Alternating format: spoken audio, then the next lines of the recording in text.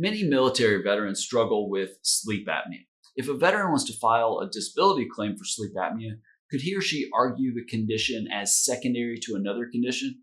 I'm Dr. David Geier, orthopedic surgeon, sports medicine specialist, and anti-aging and regenerative medicine expert. I help veterans by writing Nexus letters that argue that your orthopedic injuries and conditions are connected to your military training and service so you can get the compensation you deserve. This video is yet another in my series of videos that I'm making in which I answer service connection questions that I get from military veterans across the country. Question is very simple, and it's one that I don't do a lot of medical conditions in Nexus letters because I typically focus on orthopedics, but I am getting asked a lot by veterans I've worked with in the past to also write about sleep apnea. So this is one that I get a lot. The question is simple. I want to try to get service connection for obstructive sleep apnea, but I don't have records of sleep issues during service. Can it be a condition that develops secondary to other medical conditions? Very, very good question. And a lot of times that's how you have to argue it. Sleep apnea, very common, but a serious sleep condition. And you may know this if you have it or know people that have it. Repeated interruptions in breathing during sleep. You'll see symptoms, daytime fatigue, headaches, increased health risks over a long term, things like heart disease, all related to the obstructive sleep apnea. Now, as it pertains to veterans who file disability claims, it can be service connected in a variety of different ways, including as a secondary condition.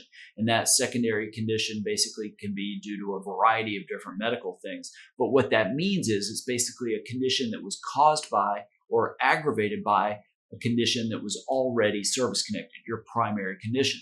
So if your sleep apnea developed or worsened due to another disability that you're already rated for from your military service, yes, you may be able to claim this without basically saying that the military itself caused your sleep apnea. So to do that, to establish sleep apnea as a secondary condition, you have to demonstrate a nexus or a causal link between the primary condition and the sleep apnea. And the primary conditions you're typically talking about as it pertains to sleep apnea, the primaries are mental health disorders like PTSD, anxiety, or depression. Those are pretty common. PTSD is probably the best example. You get things like nightmares and hypervigilance that disrupt your sleep patterns. Maybe medications for conditions contribute to weight gain, which is a key risk factor for obstructive sleep apnea. Sometimes cervical spine conditions in the neck can lead to sleep apnea. And so that is something worth talking about. It can be something like service-connected tinnitus or tinnitus, the ringing in the ears, interfering with sleep initiation, falling asleep, and your quality of sleep, leading to or exacerbating sleep apnea episodes. Could be respiratory issues, things like allergic rhinitis, sinusitis, or asthma, causing nasal congestion or inflammation, obstructing the airways, contributing to the obstructive sleep apnea. It could be a traumatic brain injury, combat injuries, training accidents, things like that damage specific parts of the brain that regulate breathing, leading to different types of sleep apnea, and being able to argue that primarily. Hypertension, another very common medical condition in military veterans. There's what we call a bidirectional relationship. Hypertension can worsen sleep apnea, and sleep apnea can worsen hypertension.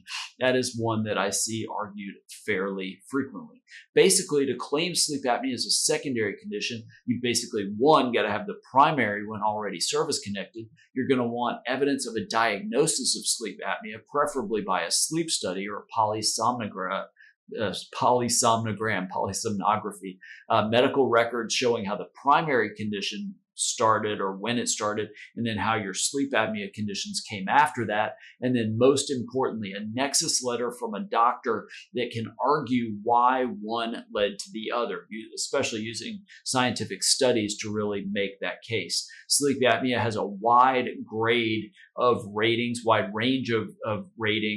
with the diagnostic code anywhere from asymptomatic at 0% to 100%, which I've never seen, but chronic respiratory failure. 50% is pretty common if you're using a CPAP machine, 30% if you have persistent daytime sleepiness, but definitely worth filing if that is potentially how your sleep apnea developed. Now, if you're interested in learning more about the disability claims process, I've written an ebook, The 8 Most Common Reasons the VA Denies Service Connection for Disability Claims and How You Can Beat Those.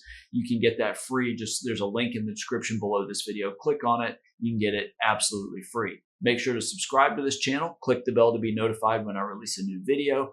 and when I start my Veteran Nexus Letter live shows. Now, if you're like, hey, I'm ready to move forward with a Nexus letter or a DBQ for your injury or condition, you can click the link in the description below this video, scroll down past the ebook, get it on your way, but definitely then keep scrolling. You can learn more about working with me and working with my team. We try to make the process as easy as we can, as quick as we can, and I try really hard to do work, to write letters, that kind of thing that gives you the best chance of success in your claim.